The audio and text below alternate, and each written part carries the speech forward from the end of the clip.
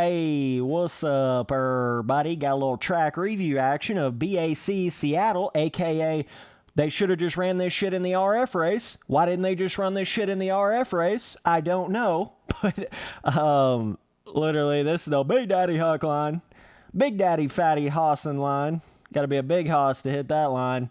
I don't know what they were doing with that RF Seattle track jumps-wise. Like, God, they're jump scaling on that track. I will never understand it. I have no idea. I've never seen a track like that in my entire life. Never, ever. These BAC tracks this whole year have just felt more like a normal track to me, right? There's just that normalcy of what you expect an MX Simulator track to feel like. And it's felt to me like all of the RF tracks have just kind of been all over the place.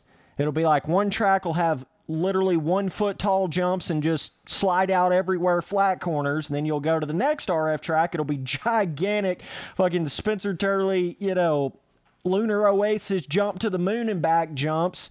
And then you'll go to the next track and it'll have super concrete traction.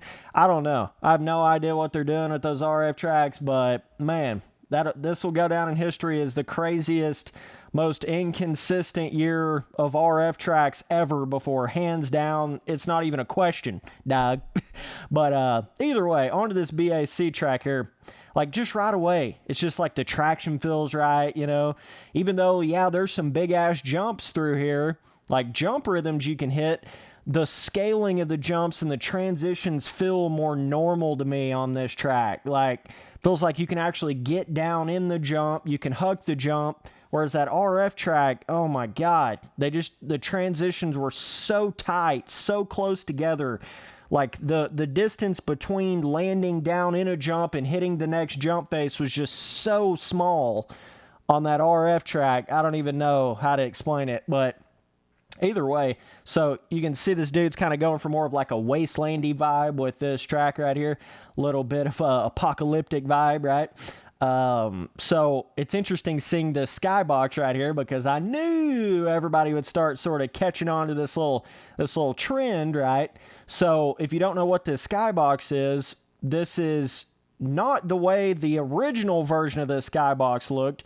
I've ran the original version of the skybox in multiples of my tracks, like tropical tracks out there, right? And a lot of people has used the original version of this skybox.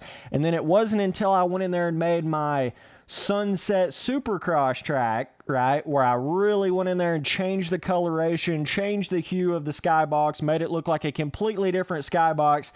And now I'm starting to see people do this now with these skyboxes where they go in there and they'll take an original skybox that somebody else has made and then warp the, go in there in Photoshop and warp the, the brightness of it, the hue of it, the saturation of it, whatever, right? So I'm really starting to see people do that. It's just kind of funny to see that now that I've never seen anybody do that with this skybox thus far, and then I go in there and do it with my Sunset Supercross and made it like, kind of crazy different color, like a pink. Also had it on my Spencer Turley compound, right? The crazy pink, green, whatever.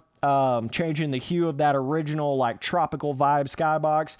And so it's interesting to see now BAC has came in here and changed the skybox. He's sort of put like a bit of a darker, I don't even know, kind of a little bit more of a smokier vibe to the skybox. I don't know exactly how you'd explain that, but it's definitely giving it more of a wastelandy feel, which is interesting because, like I'm saying, you can take any damn skybox in this game, put it into Photoshop, and warp it and make it into something completely different. A lot of people don't even do that. You just see the same old skybox on 35,000 different tracks. It's like, man.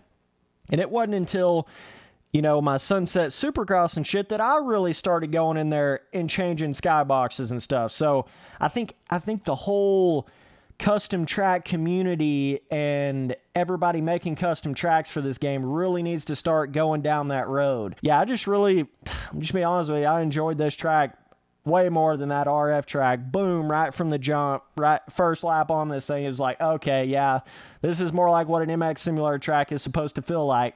It's just hard to explain it, man. They've just been all over the place with tractions. They've been all over the place with scalings. They've been all over the place with widths of the track. They've been all over the place with whoop design. You know, every element of the tracks, it's like they have just been all over the place this year with the RF tracks.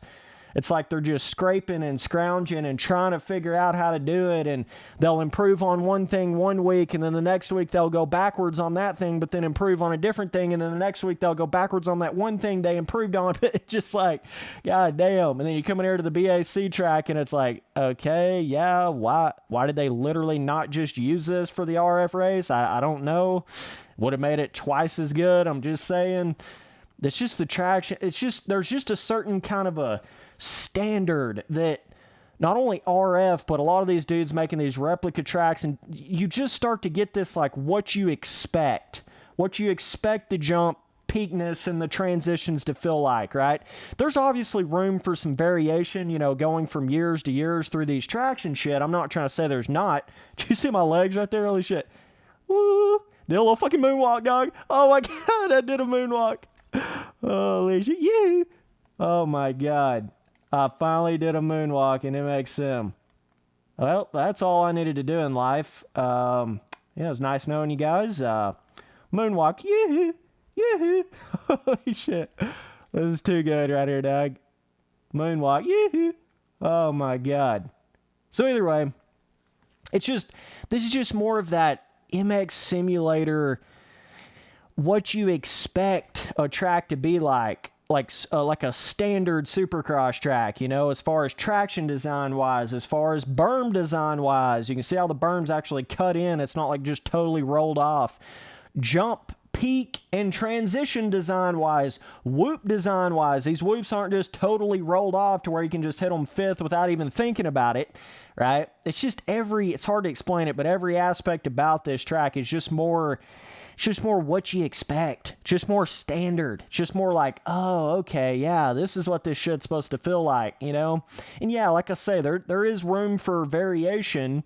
You know, there's a lot of difference between like a 2011 RF track and a 2014, and then to 2014 to 2017. Yeah, there is room for that variation, but man, they're just, ever since the start of 2020 RF Supercross, they've been in every direction you can possibly imagine. And it's like they're just not finding what they're wanting to get out of it for some reason. It's like they're just not figuring it out. I don't know. It's hard to explain it, but either way, cool how he put some of these water pond designs and stuff. But yeah, it's funny when I was going in there and really changed. It looks to me like he almost took the default picture of this skybox and then just like darkened it a little bit, kind of like made it a little bit more moody, you know, kind of gave it more of a moody vibe. There's so many different ways you can warp skyboxes, and a lot of people haven't been doing that, right? They'll just take a skybox, whop it into their track, and then boom. Now, then you start getting in that repetitive cycle where 35,000 different people have the exact same skybox on their tracks, and then all the tracks look the same. Whereas if people would just go in there and just change them just a little bit, like I did with my Sunset Supercross, and like BAC did right here. It's just so funny to see because it's the exact same skybox, right? Good one, dog. It's cool, man. I don't know if he took any, you know, inspiration, whatever, by changing the skybox like this, but it's cool to see either way. So, yeah, man, cool little off-track design. But yeah. I had a feeling this would happen when I started going in there and like really changing those iconic skyboxes, going in there and really warping them in Photoshop. I had a feeling people would start kind of catching on to that trend, you know, and it would start creating this. Now everybody's changing that standard skybox a little bit, getting their own vibe with it, you know. So it's really cool to see. But yeah, man, either way, solid ass track and get this shit like a fucking, I don't know. Really cool first rhythm. Even though, yeah, you can jump plumb over this tabletop, it's funny how, like, BAC's able to make these rhythms big, but not stupidly difficult. But, like, even though they're pretty big, it's still pretty tough to hit the huge line consistently, but you don't just instantly pop off. I don't know. It's got a cool balance all the way around it here, I feel like. So, yeah, just give this shit like an 8 overall, I guess. I don't know. Kind of hard to rate something like this. 8 or 9 overall, something like that. And, yeah, difficulty, you're probably looking at medium. Some medium to hard difficulty, right? Not a super hard track or anything, but if you're hitting the massive lines, it starts to get a little more challenging. Just challenging enough, right? He's got that challenging factor, like just enough, but not like so crazy that it's janky. You know what I mean? So, cool balance here, but either way, appreciate you guys watching all the videos. Later, dudes.